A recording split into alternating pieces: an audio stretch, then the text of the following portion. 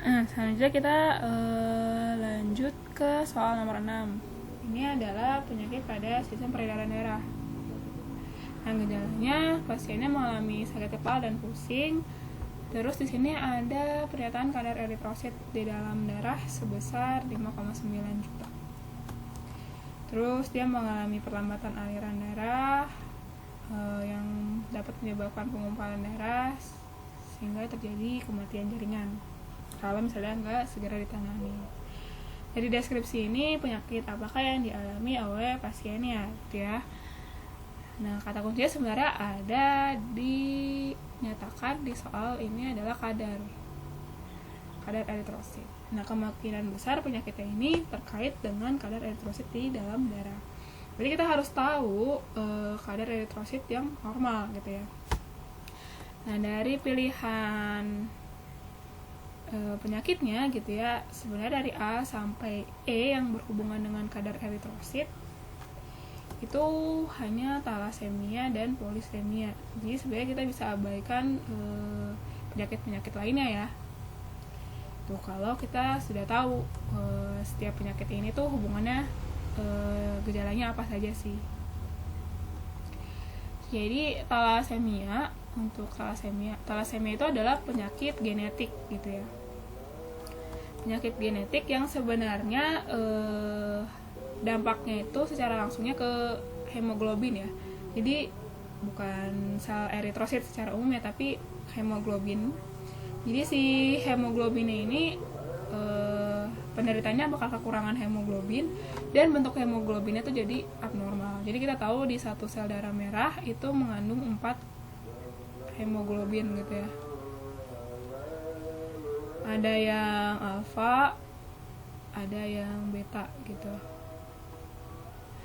Nah, kalau penderita talasemia dia kekurangan. Jadi satu sel darah merah itu kalau normalnya kita punya 4 hemoglobinnya, itu bisa jadi kurang dari 4 gitu ya, si dalam satu sel darah merah gitu. Nah, selain itu juga bentuk hemoglobinnya itu jadi abnormal gitu. Nah, bentuk hemoglobin yang abnormal itu juga sebenarnya berpengaruh ke bentuk si sel darah merahnya ya. Jadi kalau sel darah merah kan normalnya bentuknya bulat bikonkav seperti ini gitu ya. Nanti kalau ada abnormalitas dalam bentuk si hemoglobinnya itu mempengaruhi bentuk sel darah merahnya juga. Nah, peran dari hemoglobin ini sendiri kan untuk pengikatan oksigen. Jadi kalau misalnya ada kelainan pada hemoglobin, otomatis pengikatan oksigennya itu berkurang. Jadi gejala utamanya akan terjadi kelelahan gitu ya. Kenapa? Karena oksigen ini kan digunakan untuk sel bermetabolisme gitu ya. Nah, sel bermetabolisme itu untuk menghasilkan energi bagi tubuh kita. Jadi kalau misalnya dia kekurangan oksigen, sel itu jadi berkurang ya metabolismenya, energi jadi dihasilkannya jadi sedikit, jadi kita jadi mudah lelah. Nah, penyakit talasemia ini meskipun dampak langsungnya ke hemoglobin ya, tapi itu juga menyebabkan jumlah sel darah merah tuh jadi lebih rendah juga daripada yang normal gitu ya. Sehingga gejala umumnya selain kelelahan itu adalah anemia. Nah, kalau hemofilia itu dia darah sulit membeku, jadi kelainan pada pembukuan darah.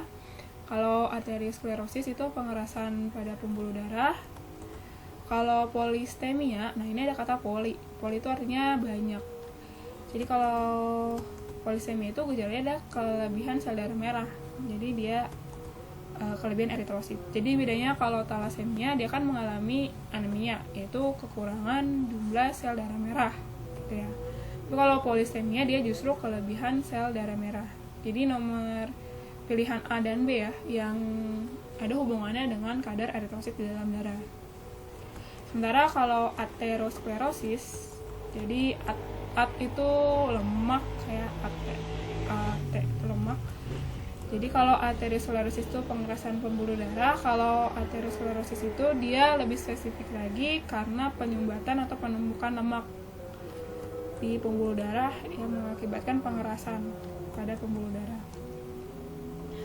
Nah, kita harus tahu kan berarti sebenarnya kadar normal eritrosit itu berapa sih? Kalau di sini kan di stat 5,9 juta. Nah, sebenarnya juga itu kadar normal itu tergantung usia dan juga gender gitu ya. Kalau misalnya dia pria 5,9 juta itu masih tergolong ini ya, bisa jadi normal gitu ya, karena kan dia 4,5 sampai 6,3 juta ya.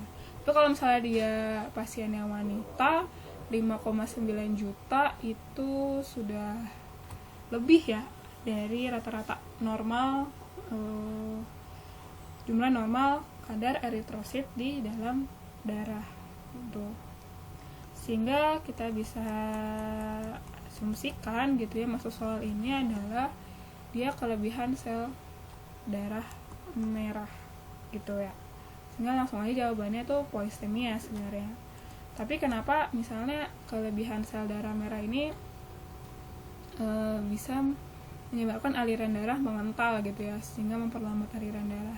Jadi kalau ini adalah pembuluh darah gitu ya, di dalam pembuluh darah kan ada sel darah, jadi misalnya ini adalah sel darah merah.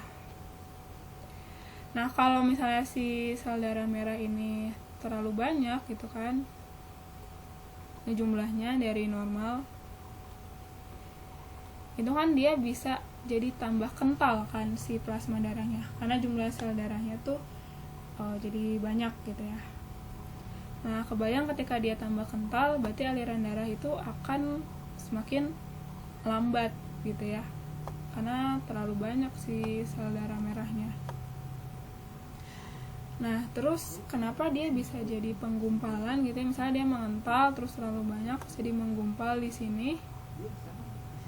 Nah, sehingga nanti jaringan di depannya misalnya ini tidak akan mendapat aliran darah.